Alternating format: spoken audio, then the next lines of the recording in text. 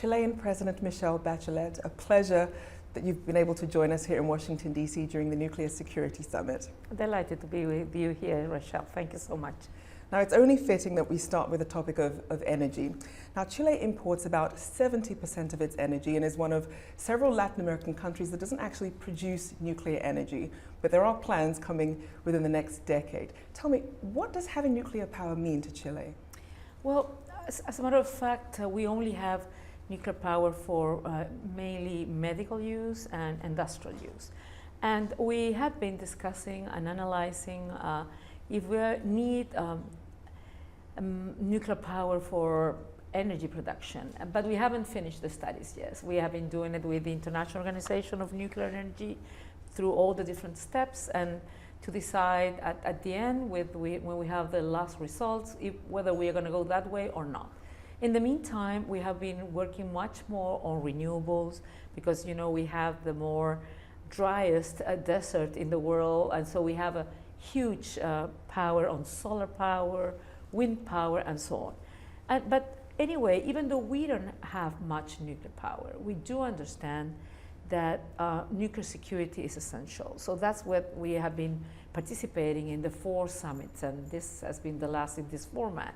And we have commended President Obama because he has been so clear on the need to ensure nuclear security. And because of this, I mean, Chile is a country who has already adopted and approved all the international norms, conventions, even the more new ones. We are all on that. But, you know, it helped us to start doing our action plan, national action plan, and measures to ensure that nuclear power won't go into the wrong hands for the misuse of nuclear power. So we have been working a lot on security, and we hope that we'll continue doing that so the world can be safer. And a big part of that is obviously cooperation. And Chile has more free trade agreements than any other country in Latin America. And your country is currently renegotiating a 10-year extension of its FTA with China. How would you describe Chile's relationship when it comes to trade with China over the last decade? Well, we are the country in the world that has more FTAs, not only Latin America, because we have like 23 or 24 FTA with 63 different countries. And it's like the 80% of the GDP of the world. So this is because we are not a huge country. So we cannot depend only on internal demand and internal market. So we understood that development and growth for Chile was linked to how we could trade with the rest of the world. And we have had, and I had the opportunity during my first government to sign the agreement with China, and that has been negotiated on before, but so it was put into force during my first government, and it has worked very well. But it was mainly trade on certain types of goods. And now we are thinking on expanding it on other kinds of things like services, tourism, and other areas. So we believe there's a lot of opportunities because it has been very good for Chile and for China. And we have had already a couple of meetings with our teams, and I hope we'll have in this first semester another meeting. We're advancing and progressing, and I hope we will then be able to have an improved, more modern FTA that will provide more opportunities for Chinese and Chilean people. And you mentioned tourism being one of the areas that you're looking at. Are there any other areas that you're looking at renegotiating at the table right now? Well, it's about it's services among countries, and that we're discussing which are the other areas that could be included. Now, also, one of your priorities when you took office in 2014 was education reform, and especially ways to try and make that free. And you've made several steps to try and make that a possibility, but there has been some resistance. Why do you think it's been met with resistance in Chile? Well, you know what happens, because what we have done, first of all, I mean, everybody was positive on a reform that would ensure quality of education for everyone. Everybody would like to pay less for education, and of course, if it's free, much better. But I think that people who were, but we said we have a system in Chile where we have public system that receives money from the state, private subsidized system who receives money from the state for the vulnerable people, and private who doesn't receive any subsidy. So we said we need to continue in this situation, but the private schools who receive subsidy from the state cannot use that subsidy for profit, because the money that we give to those schools is to improve the education for those children who are vulnerable. So we said, look, we are giving you the money to improve the quality of education. So use it in that. So if you want to continue using it in the future, you need first to ensure quality education. You cannot segregate, exclude students because of gender or because of ethnic group, etc. And we need to, and also we need to ensure that families will select the school according to what they want the educational model their children to receive. So we passed a law, but there are some people who didn't like this situation, so they started campaigning, saying to the families that that we are going to impose a certain school, they won't be able to choose. That was not true at all. So people got confused, they didn't understand exactly the meaning of the reform. But on the concrete, what has happened and started this year? 260,000 children are going to these schools, the same school they were going before, this private subsidized, but they don't have to co-pay anymore. Those families that before they have to make a co-payment, they don't do it because the state is giving that money for the school so they can continue improving the quality of education. Almost 160,000 students will go to the tertiary education without have to pay anything, free of charge. So those families will, we're talking about vulnerable families that many times either the children would not be able to go to tertiary education, or they have to get terrible debts, So, and I know in the U.S. this is a discussion many times with people at the universities, because they get terrible debt that afterwards they're very difficult for them to be able to pay. So we are going in the direction, if I may say, that education in Chile, we want it to be a social good, a social right, that it won't depend on the family, their income, the place in Chile where they live, that if they are able or not to receive quality education. We want quality education for everyone. First of all, because education is what opens opportunities, door. Second, because our country cannot lose any talent. And we want every talented people to be able to, achieve these opportunities. So we are so enthusiastic about this because we believe in this way. On one hand, we're fighting inequalities that exist in our country still, but on the other hand, we are giving more opportunities to the economy because we will have people better trained, all their talents contributing to the development of society and economy. So I think really it's a win-win thing. So I think that people, when they are going to see the results, they will realize that this is what they really needed. So it does sound like you're really trying to level the playing field. And completely. And yes. There can be those tensions with any new reform that comes in. Oh, it does, yes. And what do you think would be perhaps the biggest challenges to making education free in Chile?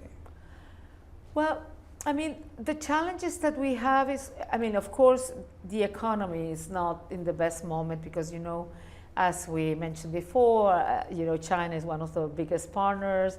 Copper was one of the biggest product that we traded, and because the economy in China has slowed down a little bit, of course, the demand on copper has been lower than before, and that has affected our incomes. So the economy is going a little bit slower because of the external factors, not only China, other factors too. And the region is going through a slowdown, but we're not in recession, our economy is lower than we would like. So that means that we don't have the same incomes that we have 2 years ago, 3 years ago, 4 years ago. But that doesn't mean we're not going to get into our goal, that is education free of charge for all. For all that will meet the requirements that we will we will give to those universities on quality. It's not only about gratuity, it's also about quality, because, you know, free of charge and bad, nobody wants it. I mean, bad quality, nobody wants it. So we are going to do it gradually, as we always do things in Chile. We start doing it gradually as the possibility that the economy give us more resources. We will be expanding the universe of students that will receive gratuity. Now, educational reform isn't the only way that you've pioneered. You're also Chile's first female president, first elected in 2006 and then again in 2014. And you've also held several ministerial positions as well, including the UN Women Organization. So that's so many achievements. Now, along that road, what are some of the challenges that came about with you being Chile's first female president? Well, you know, I became Chile's first president I always said well, first of all, people knew me because I was firstly appointed Minister of Health, and I had a very tough task, and so everybody knew me. I was supposed to resign if I didn't meet some goals at 3 months, so everybody knew me, and I worked very hard and so on. But afterwards, the president appointed me Minister of Defense. That was the first female Minister of Defense in Chile, but the 5th in the world, because truly there are some areas that are more male-dominated than female-dominated. So of course I became very famous, and why I'm mentioning this, because I think there's so many fantastic women, but nobody visibilized them.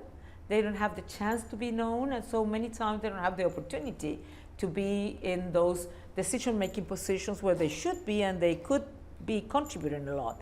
So the challenges at the beginning was that when you start something new in anything, female, but also anybody that tries to start something new, you will confront a lot of prejudices. And with women in particular, in our societies, and I don't know if in the US, but maybe I think in many societies, because even talking to European parliamentarians, they will tell me the same. You sort of need to show that you're capable. I mean, in men, that's taken for granted. They're supposed to be capable and competent. Women have to show that they're competent, and that's also, of course, and that you have to deal with a lot of prejudices. If a man has a feeling, strong feeling, or pain for something, he will be a very sensitive man. If a woman is very strong, she will be hysterical sometimes. So there's a lot of prejudices, but that's old story. That was at the beginning, and then people started realizing that leadership doesn't have to be only one type of leadership. You can have a male leadership, but you can also have a female leadership, and both leadership can be good. And even though, you know, studies through the crisis have shown that there's a lot of attributes of female leadership that are very positive for the performance on companies and on other things, because this is what is so-called soft power. I don't know if it's soft, but they call it soft power. That is very positive in many situations. So I would say every woman who starts something new will confront a lot of prejudices, and you need to show that you're capable and competent. And it's not easy sometimes, but because not only men, but also some women don't believe in women's capacities. But I have to tell you, at the end, it's very positive, because not only you can work very well, but there are so many other women who are inspired, who dare, you know, to think that it is possible. And many women feel that the world is better because men and women are well represented. And that's what I look after. And it's not only about women. It's about a world that represents in a good way men and women, their experiences, their talents, and their contributions. And Madam President, I do want to ask, I know that empowering women has been a cause that's close to your heart. What does it mean for you to be a role model to both girls and women, to see you in a position of power like this? Well, it's a responsibility, a huge responsibility. I remember, you know, when I first came to office, and, you know, on the opening, in the inauguration, there were so many women, and many said, well, you inspire us, and now we aspire to be like that. But some other told me, I know, you know what happens with women, that if a man doesn't do a good government, it's a problem. But it's a problem of some person. But if a woman doesn't do it, it's because women cannot do it. So the responsibility is very big to show that women can, to be a role model to other women, and to inspire them so they can aspire to be much more. And it's interesting because, but this is not an easy way, and you have to work very strongly because, you know, 2 years ago when I became president for the second time, there was a woman president of the Senate in our country. The biggest trade union in our country was led, it is still led by a woman. Two big students' federation were led by women.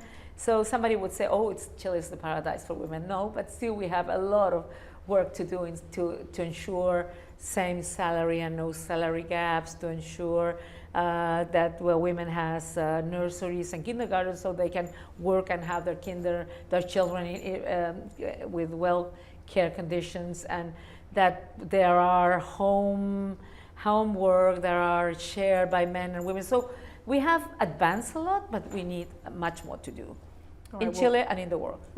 And I'll continue contributing to that. Well, we're going to have to leave it there, but thank you so much, Chilean President Michelle Bachelet. It's been an absolute pleasure for you joining us here in Washington, D.C. Well, thank you. Until next time. Indeed.